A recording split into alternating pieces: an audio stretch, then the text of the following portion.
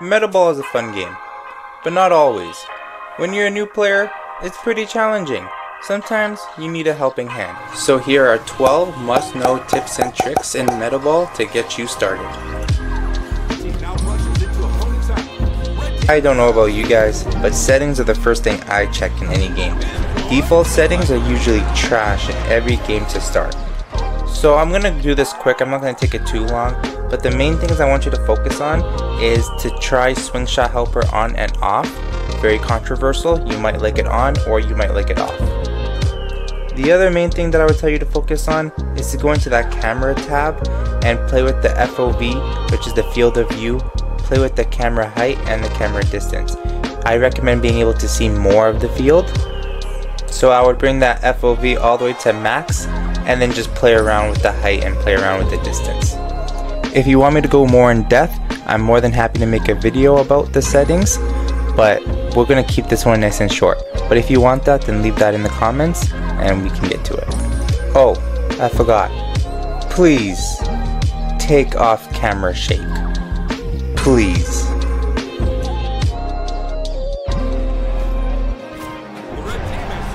Now, I'm not going to say too much about perks either, but what I am going to say is build your playstyle.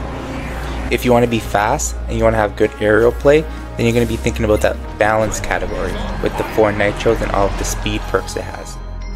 If you really want to be that annoying guy on defense, then you can go double grab. They have a lot of good perks in defense. It's probably my favorite one. Or are you a dribbler? You like to dribble it, take it to the rim, and hit that slam dunk on their heads? Because if so, then you're probably thinking about unbreakable chain. Play around with them, see which ones you like, use them to your advantage, and use it to build your playstyle. I didn't go too much in depth because Saba has a video. I'm going to leave that in the description below. It's very good, make sure you check it out. Challenges are a really good way to get better, and surprisingly, they're really fun too. You have the dunk challenge, the layup challenge, the swing challenge, and the pass challenge, and they're great ways to get consistent and build muscle memory. It's an excellent way of training, but I think the next one's better. I mean, you'll hear it in any game you play. Free play is the best way to get consistent. You can go and work on your shooting, your dribbling, your aerial play. Whatever you're not comfortable at, go work on it in free play. That is the place to do so. I can't stress enough how important it is. Take 15-20 minutes out of your time and go in free play before you start any matches. When you get a little comfortable, you can go into a private match, face some bots. I mean, handsome bots, pretty dirty if you ask me. And then when you're comfortable, queue up some real games and show everyone what you've been working on.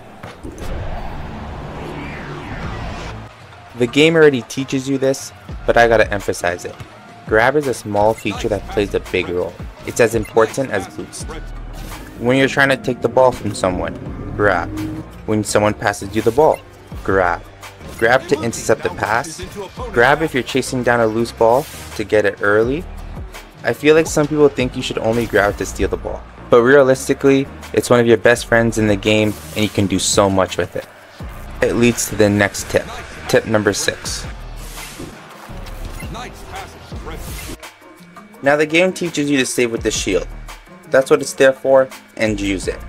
But if you jump, lean back, dash, and grab, you can save the ball, and this is a little better in my opinion because now you can keep possession with the ball. You can choose to pass, you can choose to save.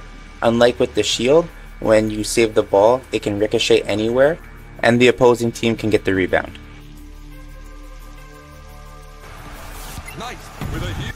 If you're cornered or if you're stuck, don't panic.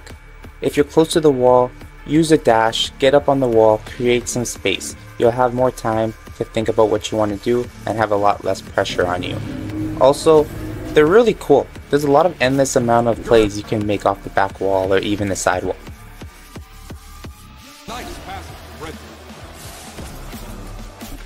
Boost is very important, and we all know that. However, what's more important is how you use the boost efficiently. Knowing how to save the boost for when you really need to is what we all have to start thinking about, instead of using a boost pointlessly, like this guy.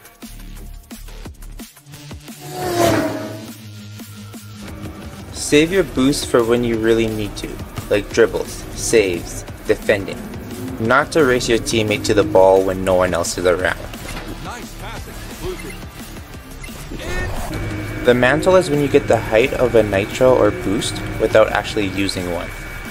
It's a very strong mechanic and I think every player should know how to do it.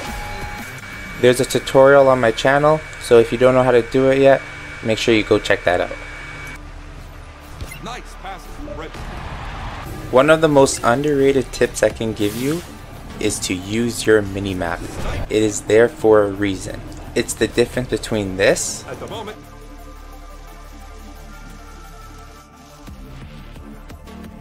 and this.